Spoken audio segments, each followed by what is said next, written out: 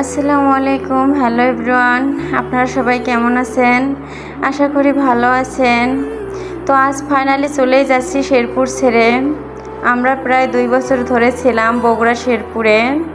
সেই সময়টা আমাদের জীবনের সাথে জড়িয়ে গেছে অনেক স্মৃতি, অনেক মুহূর্ত। তবে জীবন তো সবসময় একই জায়গায় থেমে থাকে না, পরিবর্তনের আসল নিয়ম। তাই এবার আমরা শেরপুর ছেড়ে যাচ্ছি পাবনা জেলার ঈশ্বরদী থানায়। ওখানে নিয়েছি আমাদের নতুন বাসা। পুরনো বাসার দেওয়াল, বারান্দা আর চারপাশের পরিবেশ সবাই একদিন মনে পড়বে। কিন্তু বিশ্বাস করি, নতুন জায়গাতেও তৈরি হবে নতুন গল্প, নতুন স্বপ্ন আর নতুন সম্পর্ক। আপনাদের দোয়া চাই যেন আমাদের এই নতুন ঠিকানাটাও সুখ, শান্তি আর ভালোবাসায় ভরে ওঠে।